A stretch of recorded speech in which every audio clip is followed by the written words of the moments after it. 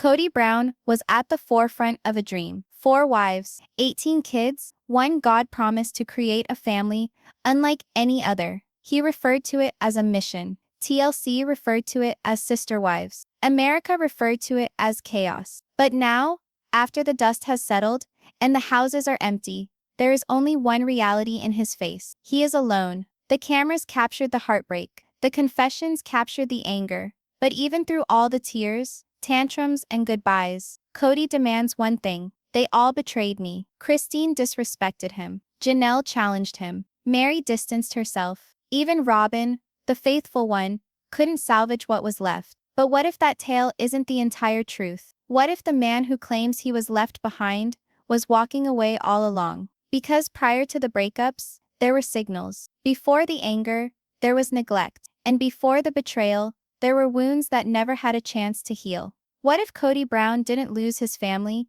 He gently pushed them away. He started out as a self-assured leader. Wild curls, bold ideals, passionate about his wives, his kids, his religion. But that vision had some strings attached. Control masquerading as guidance. Rules presented as family structure. And love, given like a privilege to those who did as they were told. Earlier seasons make it obvious. Kody laughed with Christine, only when she remained sweet. He addressed Janelle as logical, but became distant when she became too independent. Meri, he married her first, but never forgave her for requiring too much. And Robyn? Well, Robyn played by the rules. That's why she remained. But as the family expanded and the fissures widened, Kody's leadership began to feel less like stewardship and more like control. Let's look at the moments that shaped what fans now call the fall of Kody Brown. Remember when Christine packed her things? It wasn't sudden. It was a slow, heartbreaking collapse. A decade of not feeling wanted, of canceled plans, of broken promises. Kody didn't run after her. He said he was shocked, said she was being selfish, said she broke the family apart. But fans saw something else. They saw a man who stopped showing up, a man who withheld intimacy, a man who used love as a weapon, and then behaved betrayed when someone ceased begging for it. Christine has made a choice, he said. But hadn't he himself made his choice years ago? Making a choice between silence and affection, a choice between pride and partnership, a choice between comfort with one wife and ignoring the others. He accused Christine of giving up, but was he ever struggling to keep on holding on? Then there's Janelle, his faithful, dependable second wife, the one who raised half the kids, the one who ran the household, made the money, made it work, without ever asking for praise. When she finally pushed back, when she challenged his COVID rules, defended her sons, asked for fairness, he didn't listen, he punished. Suddenly Janelle was disloyal. Suddenly her sons were disrespectful. Suddenly the family she built wasn't family enough. And again, he didn't chase her. He blamed her. She prioritized her kids over me, he said. But isn't that what a mother does? Or was the actual issue the fact that Janelle ceased choosing Kody's domination? Then there was Meri, the original wife. Their relationship was already tenuous, long before the media fiasco. Years of emotional distance, of being the first, then being the forgotten. Meri attempted to reconnect, attempted to heal, even attempted to revive her marriage. And what did Kody do? He informed her, on camera, that there was no romance, no spark, no future. Then when she did finally agree to release it, he accused her of being disloyal, told her she should have tried harder. How does a man reject a woman's heart, then accuse her of betrayal when she releases it? This isn't about breakups. This is about a pattern. Kody Brown didn't just lose love. He lost leadership. He fell out of relation. He fell out of self-consciousness. And when both wives reached their breaking point, when they required more than rules and speeches, he withdrew. And when they stepped out the door, he said they left him. But in all of those accounts, one thing remains the same. He never trailed behind. And now, there's only Robyn left. She weeps for the shattered family. She reports that she desired cohesion. And Kody mirrors her suffering, stating he simply wanted loyalty. But to what? To a marriage where one man gets to write the rules. To a father who drove away his own children when they did not agree. To a family dream that did not involve love, laughter, or even equal time anymore. Because if loyalty is blind submission, was it ever love to begin with? Kody Brown stands on the screen today as a different man. The wild hair is cut short. The twinkle in his eye has become a scowl. and his once big sermons about togetherness have turned into bitter rants about betrayal. He says they all abandoned him. But perhaps, and this is just perhaps, he was never there at all. So now we wonder, was Kody Brown the man who kept the family together, or was he the one who tore it apart? Did the wives betray him, or did he betray them first? With silence, abandonment, and conditional love. This isn't a tabloid headline. This isn't a one-sided confession. This is a full exploration of the slow, emotional breakdown of a man who once referred to himself as a leader, and now refers to himself as a victim. But leadership without compassion turns into control, and control without love becomes isolation. And that's where Kody Brown finds himself today. Here we open his case file, chronologically, emotionally, truthfully. We play you the clips TLC aired, and the ones they didn't highlight. We walk you through the emotional patterns. We highlight his wife's statements that turned everything around. And we ask, is Kody Brown actually the one who was left behind? Or did he simply stop walking beside them years ago? Get the full analysis by subscribing to Sister Wives Daily Scoop, where each week, we look into the emotional reality of the family TLC never fully disclosed. Because in this show, we don't merely cover drama. We expose the actual story behind it. Before the breakups, before the ugliness, before the destruction of a family watched by millions, there was only one man with a dream. Kody Brown. He wasn't born famous. He wasn't seeking fame. He deeply felt that he was doing something greater than himself. To create a family based on religion. To raise kids with a reason. To love multiple women the same way, and to guide them into an existence of greater meaning. And for a time, he made it look possible. In the early years of Sister Wives, Kody came across as charming, playful, even visionary. He joked with Christine. He leaned on Janelle. He shared a complicated but intimate history with Meri. When Robyn entered the picture, he called her a blessing. He was the center, the sun, the glue. But now looking back, the signs were there. The cracks, the control, the love that came with condition. Because even when the dream seemed lovely, it was being propped up by rules, not relationships. When Kody first wed Meri, he was young, idealistic, energetic, and intensely devoted to his religion. But Meri was also his sole legal wife. She sacrificed everything to come with him and create a plural life. And for years she was his partner, in every possible way. Spiritual, emotional, practical. But even then, Kody exhibited a trend. He was only at ease when things were going in his direction. When Meri was having trouble conceiving, Kody did not provide sympathy. He provided frustration. He confessed on film that her feelings unsettled him. He started to pull away. Incrementally and over time, what began as aloofness became silence. Love existed, but only when it did not make him uncomfortable. Then came Janelle, a woman who did not require Kody emotionally. She was practical, capable, stable. She kept things moving, managed the household, maintained the family business. But she also accepted, at least in the beginning, that emotional intimacy with Kody was out of the question. They lived alongside each other, co-parented, coexisted, and that was okay, temporarily. But here's what's key. Kody never had to compromise in that relation. Janelle didn't insist on affection. She didn't weep for connection. She let Kody maintain his emotional reserve elsewhere. And he rewarded her with approval. Approval, not intimacy. Is that leadership, or emotional avoidance? Christine, however, desired more. She desired love, not only from Kody, but within the sisterhood. She cooked, cleaned, raised the children, planned the birthdays, threw herself into the family unit.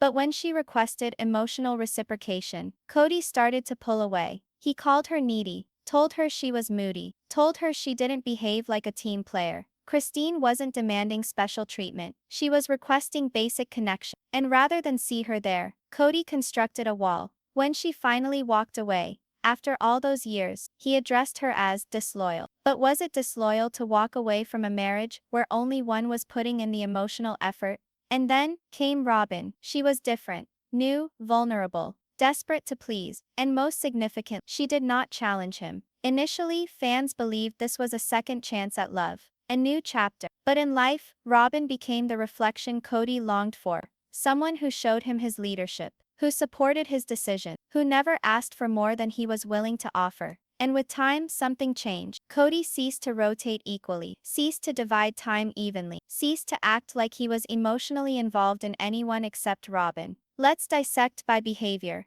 not feeling. Because the cycle of Kody Brown is not simply about whom he loved. It's about how he responded when love got hard. When Meri needed healing, Kody closed off. When Janelle wanted her sons to be treated with respect, Kody drew a line in the sand. When Christine begged for a deeper partnership, Kody blamed her attitude. When Robyn cried, Kody showed up. That's not a coincidence. That's selective empathy. And selective empathy is dangerous when you're calling yourself the leader of a plural family. Fans began to notice the double standard around the time of COVID regulation. Kody established a rigid protocol for going to Robyn's house. He said it was about safety, order, sense. But Christine and Janelle both noted the rules weren't enforced consistently. When Janelle's children called out the hypocrisy, Kody yelled. When Christine pushed back against him, Kody shut down. But with Robyn, Kody softened. He bent rules. He rationalized her comfort and cushioned her feelings. The other wives observed from the outside,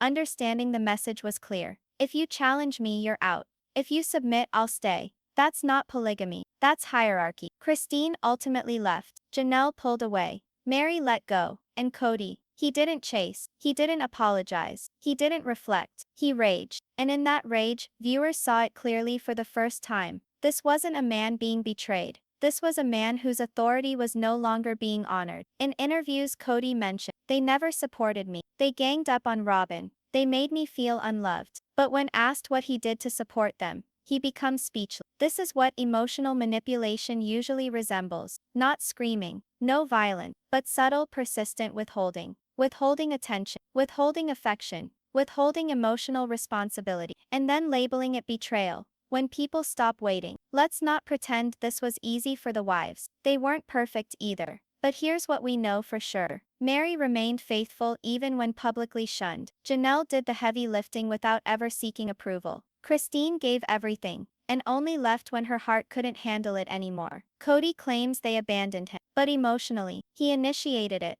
And so now we come to today. A man with one wife, dozens of damaged relationships with his children, and a broken trust legacy behind him. But Kody still claims, "I was betrayed." But the viewers, they did not see it that way. A leader who loved conditionally, a father who retreated from challenge, a husband who incentivized silence and punished self-worth. That is not betrayal. That is a pattern. So we ask again, is Kody Brown the victim? Or the cause? Was he pushed out of his family? Or did he shut the door himself and blame everyone else for walking away? This story isn't about hate. It's about accountability. It's about witnessing what was actually going on, not necessarily what the cameras permitted to be vocalized aloud. Because behind every sister wives breakup, there was a second when Kody Brown might have acted in compassion, and more often than not, he didn't. The day Christine Brown loaded that moving truck, the world of sister wives was forever changed, not only because one wife left, but because for the first time ever, a wife didn't quietly walk away. She gave the world a reason why.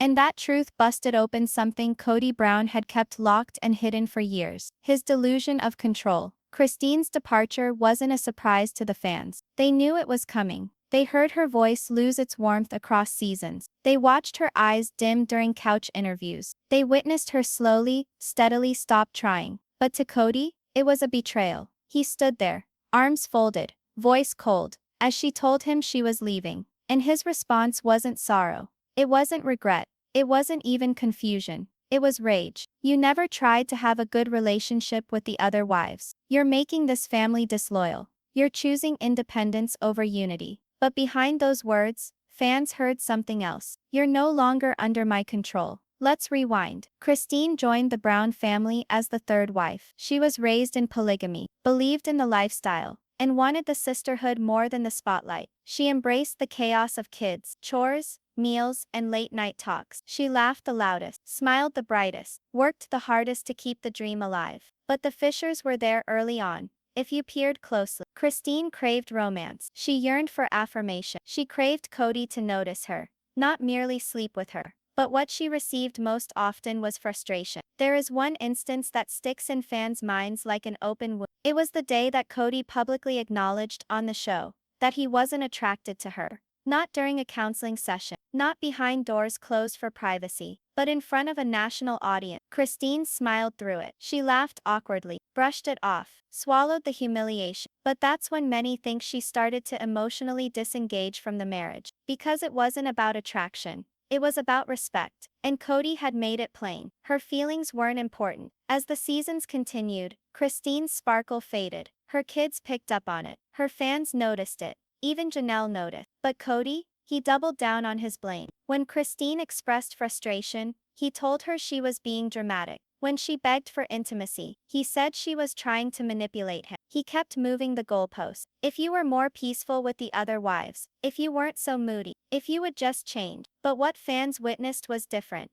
They saw a woman begging for connection, while her husband insisted on obedience. And when she finally stopped begging, he called it betrayal. The COVID pandemic got to Christine. Kody's boundaries became more restricted. His availability decreased, and his time by far was spent with Robyn. Christine clung on, but when she saw how far Kody would go to prioritize Robyn's comfort at the expense of the rest of the family's cohesion, something snapped inside of her. She shared with the cameras, simply, "I don't want to be married to a man who has favorites and makes it known." That single line rocked the fandom. It validated what millions of people guessed for years. Robyn wasn't only a wife, she was the wife. And Kody, he didn't deny it. He claimed Christine was twisting the truth, that his loyalty to Robyn was due to her loyalty to him, that the others failed to support him. But loyalty shouldn't have to be bought with silence. And Christine was finished being quiet. When she finally told Kody she was leaving, he didn't beg her to stay. He didn't ask what she needed. He didn't offer closure, kindness, or compassion. He accused. He turned her grief into a trial. "You're abandoning the family. You're destroying the dream. You're setting a bad example."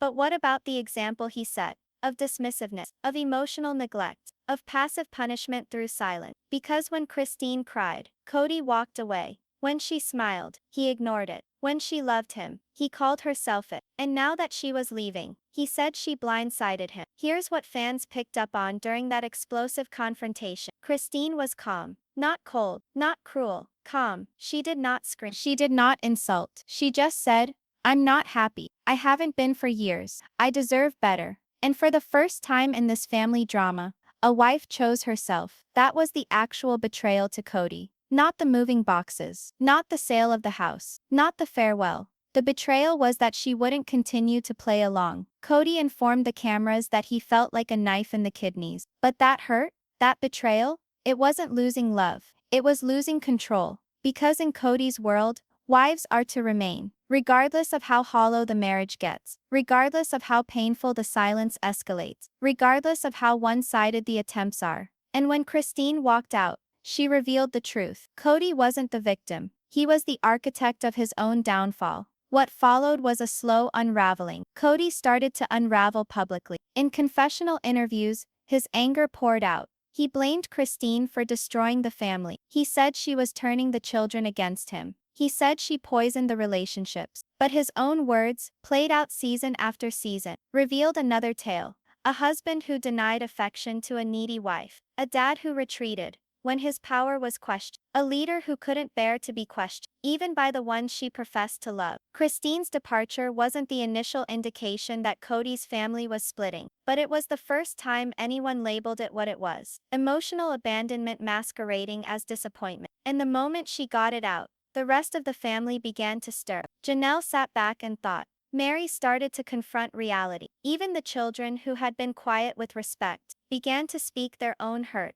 The silence was shattered, and with that illusion, Christine wasn't perfect. She spoke of emotional turmoil, of times when she was jealous, of questions about her purpose, but she claimed ownership of them. She didn't entomb them in sermons or dogma. She didn't use her faith or her role as weapon. She asked for love. When it wasn't offered, she exercised freedom. And in the process, she ended a generational pattern of women living silently in pain. Kody claims Christine betrayed him, but betrayal suggests a promise made and broken. Christine didn't break the promise. She upheld it for 25 years. She respected it even when it caused her pain. It was Kody who shattered the spirit of the vow, long before the marriage failed, by making distance into punishment. by making her feel unwanted and subsequently labeling her dramatic, by seeing her fade and doing nothing about it. And now that she's left, he's labeling her the villain. So we come back to the one thing that's pertinent to all of this. Who's the real villain? The woman who walked away after decades of abandonment, or the man who watched her wither in silence and still calls it betrayal? When Christine departed, she didn't merely pack a bag, she broke the silence. For years, the Brown household operated on tacit compromise. Wives remained faithful, children adjusted, and Kody, despite his emotional detachment, still retained the status of husband in each of the 4 homes. But when Christine left, something changed, something irrevocable. And suddenly 2 other women who had long endured their place in Kody's universe began to wonder, if she can go, why am I still here? Because well before Christine pulled out of Flagstaff, Janelle and Meri were already drifting, emotionally, physically, spiritually, and what succeeded her departure wasn't merely heartbreak, it was revelation. Let's start with Janelle. Kody always referred to her as the calm one, the logical thinker. He admired her skill at divorcing emotion from conflict. But what he actually meant, Janelle didn't challenge, at least not yet. Janelle spent decades keeping the books balanced, caring for the kids, constructing the homes, enabling the dream. She gave the emotional backseat up so Kody could devote his attention to the more passionate relation. And for many years, that was fine, because Janelle wasn't hungry for rose and candlelight. She was hungry for a co-parent, a co-builder, a co-leader. And as Kody gradually diverted his attention to Robyn, and as Christine's marriage started to crumble, Janelle began to get an awful feeling. She was not in a marriage, she was in a contract. The turning point? COVID. Kody's rules weren't merely strict, they were punitive. He delivered ultimatums to Janelle's grown sons, demanding complete isolation or complete disconnection. When Janelle resisted, attempting to find middle ground, Kody turned icy. When her sons held firm, Kody called them disrespectful. And when Janelle finally put her children over his control, he erupted, not out of danger, not out of disrespect, but because his authority had been defied. And from that point on, Kody started treating Janelle as a competitor, not as a wife. In one poignant confession, Janelle confessed, "I don't know if I even want to do this anymore." And it wasn't a threat. It wasn't a showy moment for the camera. It was a soft truth that had been building for years. She told him she still loved him. But even love can't thrive in a marriage with no partnership. Because when Kody demanded that she demonstrate loyalty, what he was really saying was, prioritize me over your sons. Prioritize my comfort over your instincts. Prioritize silence over truth. And Janelle finally prioritized herself. She didn't storm off. She didn't throw accusations. She merely stepped back. And when Kody saw she wasn't approaching, he closed the door tighter. Then there was Meri, the first wife, the legal wife, the one who played a part in establishing the Brown Empire. Her tale isn't boisterous like Christine's, or strong like Janelle's. Meri's story is slow, wounded, and devastating, because she stayed longer than she should have, hoped longer than was healthy, and loved in silence. Meri and Kody's relationship began with deep faith and idealism. They had struggles, like any couple. But when plural marriage began, their bond changed. And over the years, Meri became the outsider in her own marriage. There were moments of closeness, moments where it seemed things might mend. But then came the scandal, the emotional affair, the exposure, and the ultimate break. Kody said he could never trust her again. He said the marriage had no intimacy, no romance, no future. And yet, Meri remained. She worked on herself. She rebuilt her sense of purpose. She stayed committed to the family. But the marriage, it was dead already. What hurt the most wasn't so much that Kody stopped loving, it's that he stopped even pretending to care. He didn't show up, didn't stand up for her, didn't provide. He allowed the world to define her by an error, while he retreated behind Robyn's loyalty. And when Meri finally came to terms with the fact that the marriage was over, Kody labeled her disloyal. Let it sink in. He spurned her for years, then blamed her when she finally lost patience. This is where the pattern becomes hard to ignore. Every wife who opposes Kody's rule, who demands equality, who no longer accepts emotional breadcrumbs, is cast as the villain. Christine was labeled manipulative. Janelle was portrayed as confrontational. Meri was branded unreliable. But Robyn? The one who never doubted. The one who ever complied. The one who validated his every complaint. She is still the queen in Kody's failing kingdom. And yet, irony? Even Robyn is now observing a man disintegrate. In confessional, she weeps. She tells us she wanted the family to remain together. She accuses the other wives of not doing enough. But there is something else that fans have observed. Even Robyn is starting to look tired, because supporting Kody means carrying his bitterness, his anger, his resentment. And no matter how loyal she remains, she's still married to a man who is now surrounded by emptiness. Janelle and Meri didn't leave in fire. They faded, because after Christine showed the way out, they realized they were already halfway gone. Kody's response? Not reflection, not reconciliation, retaliation. In multiple interviews, Kody said things like, "I feel like I'm being punished." They've disrespected the sacred nature of marriage. They were never really loyal. But here's the truth. Loyalty without love is prison. And every one of those women had been emotionally imprisoned for years. Christine escaped. Janelle detached. Meri stood still until the ground disappeared beneath her. And Kody? He's still standing in the ashes, blaming the wind. So once more, we ask, is Kody Brown the victim of betrayal, or the author of abandonment? Because when you follow the emotional footprints, Kody avoids conflict. Kody retreats when pushed. Kody adores the wives who mirror him, and disciplines those which mirror truth. The Brown family did not break down because polygamy didn't work. It broke down because emotional leadership never existed. Kody demanded loyalty, submission, quietness. But these women were never constructed to be quiet shadows. They are mothers. They are constructs. They are truth tellers. And when they ceased to accept anything less than love, he branded it betrayal. But for a lot of the viewers, that's when they lived finally. It wasn't only the wives who abandoned Kody Brown. His kids, one by one, began to wander off too. Some quietly, some publicly, some with devastation, and some with outrage. Because while the rest of the world saw the downfall of Kody's marriages play out on television, another narrative was being scripted, just off stage. The narrative of a dad who described himself as present, but made his children feel invisible. Right from the beginning,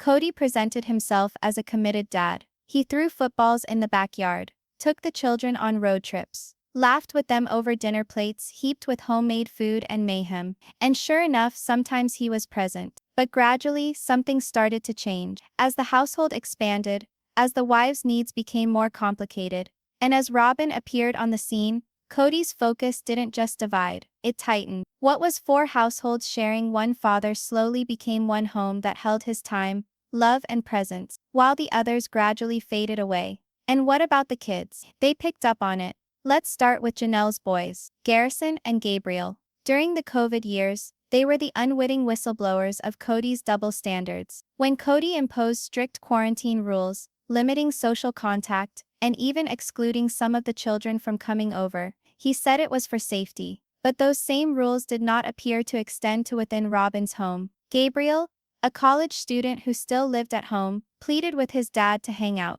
He even cried on camera, saying he doesn't even know what day I was born. Those words struck like a gut punch, not because Kody had forgotten, but because Kody's son felt compelled to wonder if he was even worthy of remembering. And Garrison? He spoke up even more brutally. He critiqued Kody's hypocrisy. He questioned the emotional favoritism. He stood up for his mother, not from loyalty, but from righteous indignation. And what did Kody do in response? Not with reconciliation, not with a father's heart, but with a cold ultimatum. They owe me an apology. That line rang through the fandom like a cracked bell. A father, demanding sons apologize for wanting his present. That's not leadership. That's victimhood dressed up as control. The breach between Kody and Janelle's sons grew so wide that they no longer spoke to each other at all. Birthdays went by. Holidays went uncelebrated. Graduations were skipped. And fans stood by aghast as a once proud father prioritized petty control over paternal love. Because in Kody's world, loyalty is obedience, even from your kids. And when they quit obeying, he severed the ties. But the estrangement didn't stop there. Kody's relationship with several of his older kids, particularly those from Christine and Janelle, continued to chill each season. Mykelti, Peyton, Aspin, Hunter. Some opted for quiet estrangement. Others took it public. Peyton particularly became a vocal critic. He talked in interviews and live streams about how emotionally distant his father had grown, not only from them, but from the very idea of family. He'd explained that Kody had one household, that he played favorites, that he gave up trying the moment Robyn became the emotional priority. And the worst of it, Kody didn't dispute it. He merely shifted the blame, telling the kids they didn't see the whole picture. But when your children are telling you they feel abandoned, that is the whole picture. There's a heartbreaking moment in one of the episodes where Kody utters, "I have good relationships with my younger kids. The others have chosen distance." But fans were quick to notice. Those younger kids, those were Robyn's, the ones he gets to see every day, the ones who never pushed back, the ones who stayed in his sphere while the others got shut out. And thus, once again the trend continued. The individuals who challenged him were branded as disloyal. The individuals who obeyed his laws were rewarded, even when those individuals were his own family. Let's discuss Isabel, Christine's daughter. When she required extensive surgery for scoliosis, Christine was going to make the long drive across the country to be present. Kody didn't attend. He claimed COVID made it dangerous, but fans weren't believing it. Because at about the same time, he was spending time with Robyn's children on a regular basis, even as Isabel sobbed on television, asking why her dad couldn't be present during one of the most important days of her life. Christine was heartbroken. She kept quiet, remained calm, but the agony was evident. And for Isabel, that mark wasn't on her back alone, it was on her heart. In interviews, Kody accused the wives of poisoning his children against him. But that self-same accusation says it all. Because instead of wondering why his kids were hurt, he assumed they were being manipulated. That's the logic of a man who views disagreement as disloyalty, not as an invitation to become better. There are still kids who say good things about Kody, especially those raised mostly under Robyn's roof. But what's certain is distance didn't always stem from rebellion. It came from decades of seeing their mothers be dismissed, of seeing favoritism become separation, of holding out for love that only came in lecture form, of expecting their father to love them without strings attached. And when it didn't arrive, some walked away, some went mute, some like Garrison, never had a chance to heal before it was too late.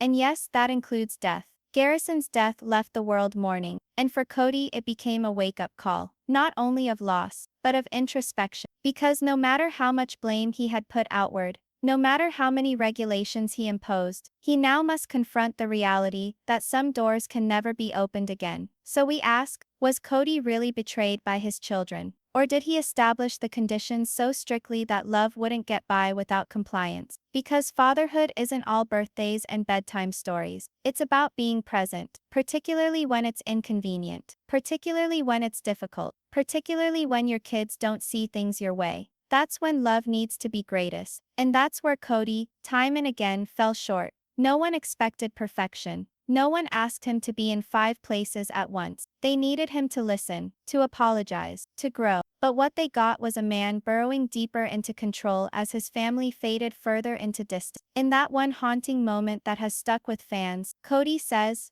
"I don't know why they hate me. But the question isn't why. The question is, what part did I play in creating this silence?" Silence between a parent and child doesn't exist in a vacuum. It exists because of 100 little dismissals, 1,000 unheard hurts, 1,000,000 unfelt seas. So again, we're back to the question, who's the real villain? Is it the kids who stopped initiating? Or the dad who made love dependent on following rules? Because nobody demands perfect parenting. But when your children tell you that you've hurt them, and you shame them for telling you so, that's not fatherhood. That's emotional abandonment. If this were a trial, the facts would already be piled on the table. One failed marriage after another. Alienated children, distraught mothers, shattered trust. A man who was once at the head of a plural family, now standing by himself. And the jury? They're not behind a bench. They're in living rooms around the country. They're the viewers who've been watching since season 1. They're mothers, grandmothers, fathers, adult children, people who understand what it takes to keep a family together during its most difficult times. And they're wondering,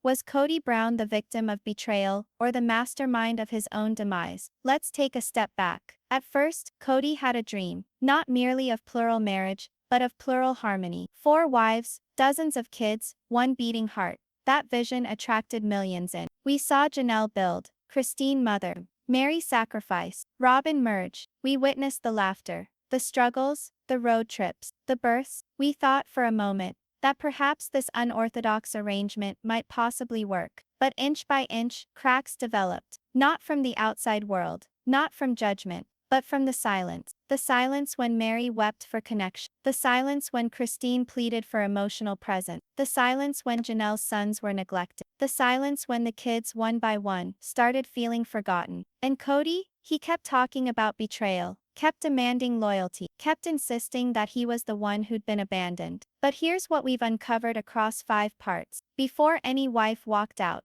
before any child cut contact, Kody had already left emotion. He left Meri the moment she became inconvenient. He left Janelle the moment she chose her sons over his ego. He left Christine when she stopped smiling through her pain. And he abandoned most of his children the instant they challenged his dominance. He didn't walk out. He didn't yell. He simply stopped attending, stopped hearing, stopped leaning in, stopped caring about their pain. And when they finally stopped grasping at him, he labeled it betrayal. That's the actual tragedy. Because in Kody's brain, he's the victim. He thinks he was doing the best he could. He thinks his wives just quit too soon. He accuses his children of being poisoned against him. And yet, not once, throughout the hours of tape and hundreds of interviews, did we ever hear Kody say, "I failed them. I made mistakes. I wish I'd handled that with more compassion." Not once. That lack of humility, that's not leadership. That's emotional entitlement. Let's discuss leadership.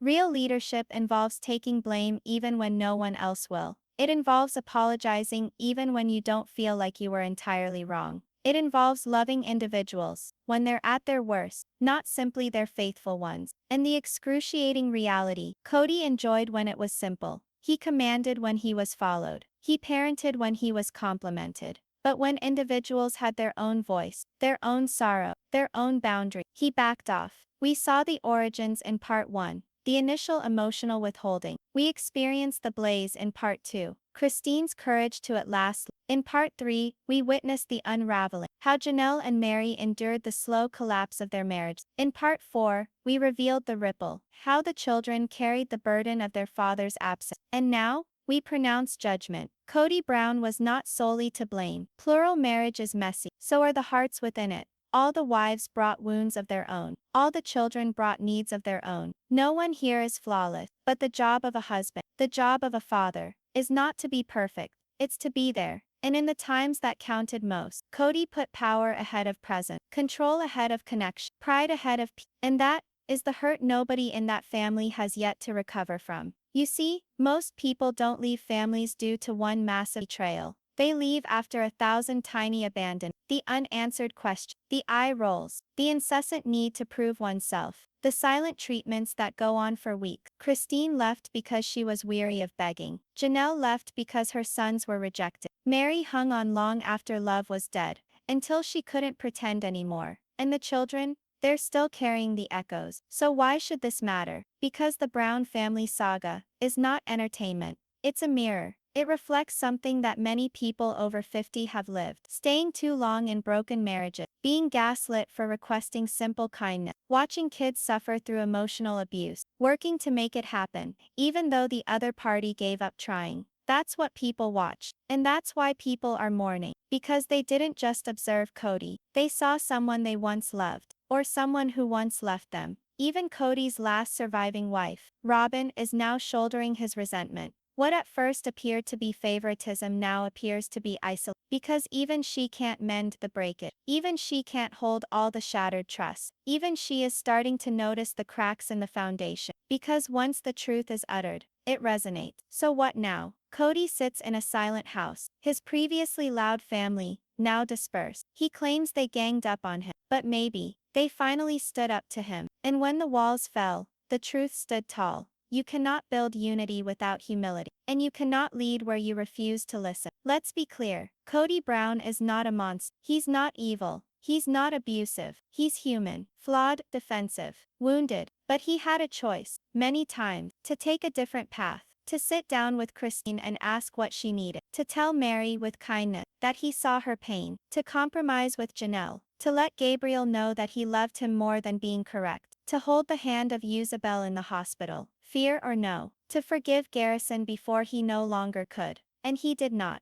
That was the betrayal. So we ask, one last time, who's the real bad guy? The wives who walked away, or the man who stood and watched them die, and still claimed to be righteous? The children who took a step back, Or the father who wouldn't yield until the silence was eternal. This is what we think at Sister Wives Daily Scoop. Villains are not necessarily loud. Sometimes, they just tune out. And sometimes, it's not about the person who left. It's about the person who never even arrived in the first. If you've been touched by this journey, would you consider subscribing to Sister Wives Daily Scoop, where we dig deeper, ask harder questions, and tell the stories beneath the surface? Because the truth matters, and this family deserved better.